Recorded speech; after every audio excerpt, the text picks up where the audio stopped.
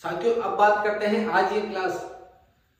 जय हिंद साथियों, कैसे हैं आप सब। स्वागत है आपका एक बार फिर आपके अपने YouTube channel Shri Shyam classes. जी हाँ साथियों, पहले ही बता देता हूं कि ये क्लास उन छात्रों के लिए है जिनके लेवल फर्स्ट है उसके अंदर मैथ्स है, और लेवल सेकंड में जिनके मैथ्स है उनके लिए ये क्लास रहने वाली है। साथियों 1 नंबर की ये क्लास रहेगी, 1 नंबर आपको देकर जाएगी। इस क्लास के अंदर गणित को किस किस वैज्ञानिक ने क्या क्या कहा है वो परिभाषा इसके बारे में है साथियों। तो अगर आपके पास में गणित सब्जेक्ट है तो ये क्लास आपके लिए फायदेमंद है साथियों, अन्यथा अपन दूसरी क्लास में जरूर मिलेंगे साथियों। तो साथियों सबसे पहले देखिए कि गणित विज्ञान की रानी है, यानी गणित को रानी किसने बताया है साथियों। गणित को रानी किसने बताया है, गणित को रानी बताया है आपके बोस ने।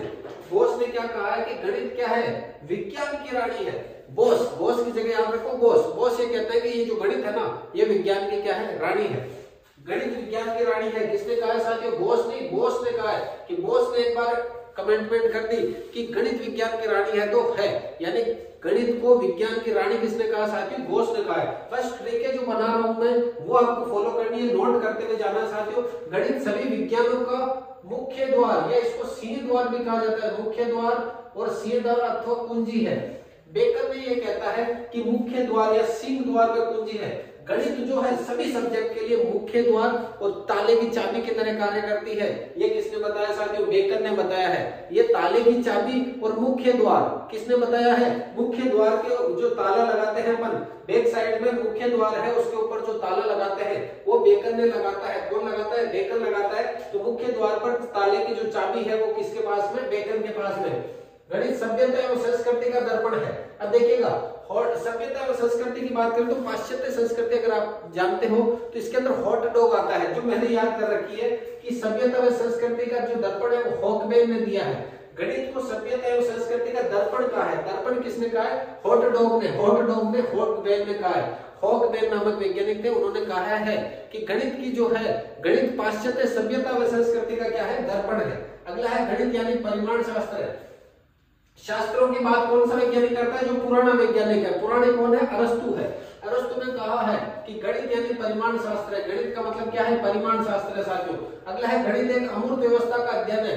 मार्शल एवं स्टोन ने कहा है। अमूर्त का मतलब होता है साथियों, मान लेना अमूर्त यानी पत्थर की चट्टान है, पत्थर सा विषय कहा है गणित को, किसने कहा है, स्टोन ने कहा है। स्टोन व मार्शल, मार्शल का मतलब होता है हाथ में जो मशाल होती वो, और स्टोन का मतलब हो गया पत्थर।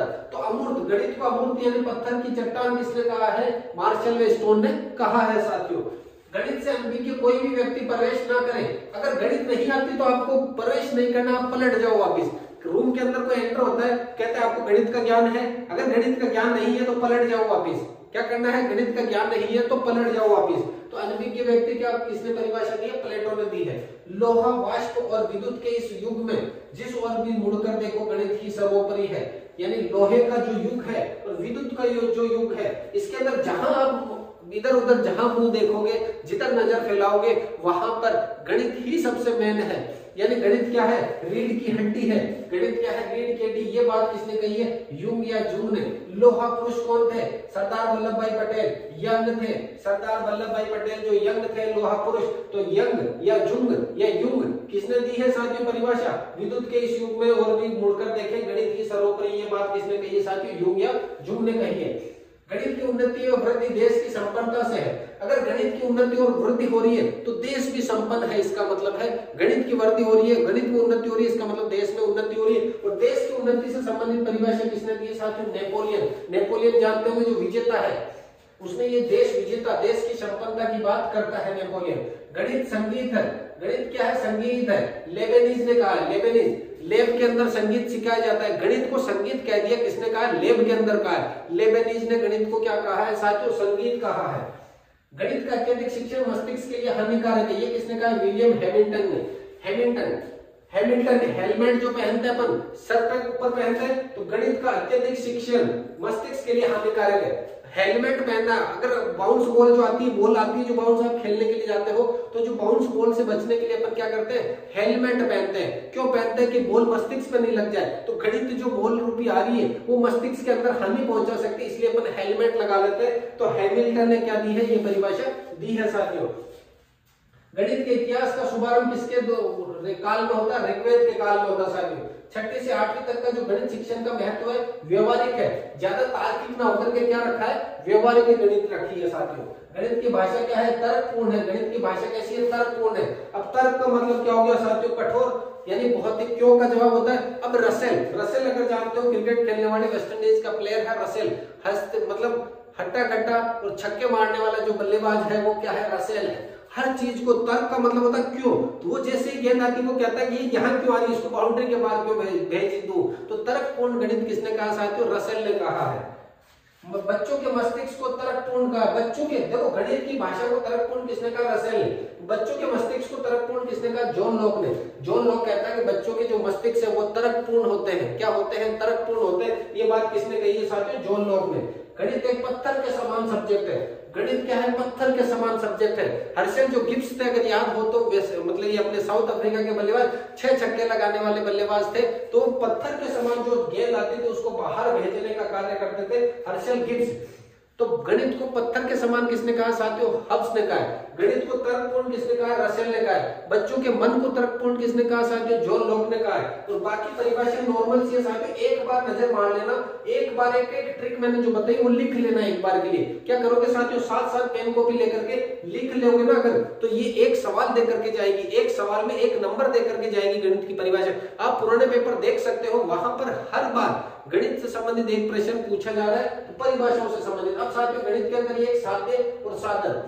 साध्य का मतलब होता है लक्ष्य, आपका टारगेट है रीट पात्रता पास करनी, वो क्या है, लक्ष्य है, वो हमेशा बड़ा है। समय भी उसमें क्या लगता है साथियों, अधिक लगता है। अगर इस चैनल पे हो तो समय कम ही लगेगा साथियों। साधन, अब उसको पास करने के लिए, रीट की पात्रता पास करने के लिए जो जो आप साधन काम में ले रहे हो, जो उद्देश्य काम में ले रहे हो, अब ये भी ध्यान रखना लक्ष्य बड़ा है, लक्ष्य बड़ा होता है, उद्देश्य छोटे होते हैं। उद्देश्य से लक्ष्य बनता है। उद्देश्य छोटे छोटे उद्देश्य बनाते हो आप कि मुझे साइकोलॉजी क्लियर करनी है, मुझे टीचिंग मेथड क्लियर करनी है, ये उद्देश्य आपके बाद में हिंदी ग्रामर, फिर संस्कृत ग्रामर, फिर मुझे एसएसटी करनी, फिर मुझे मैथ साइंस करनी, ये आपके छोटे छोटे उद्देश्य है। इन उद्देश्यों को पूरा करके आप जो 27 फरवरी को टारगेट प्राप्त करोगे वही क्या है साथियों, साध्य या लक्ष्य है। छोटा और अन्य उद्देश्य छोटा होता है, इसमें समय क्या लगता है साथियों, कम लगता है। तो साथियों ये आज की क्लास थी। क्लास अगर पसंद आती है तो वीडियो को लाइक करें, अपने दोस्तों के साथ जो आपके मैथ्स के स्टूडेंट हैं, जिनको परिभाषा याद करने में दिक्कत आती है, उनके साथ ठोक दो ये क्लास और उनको दिखा देना है कि हम इस चैनल से पढ़ाई कर रहे हैं। शॉर्ट एंड स्वीट क्लासेस चलती है पात्रता में, आप भी इस चैनल के साथ जुड़ सकते हो साथियों। इस चैनल पे आपको हर एक टॉपिक की क्लासें दी जा रही है साथियों। तो मिलते हैं अगली क्लास में, तब तक के लिए जय हिंद, वंदे मातरम।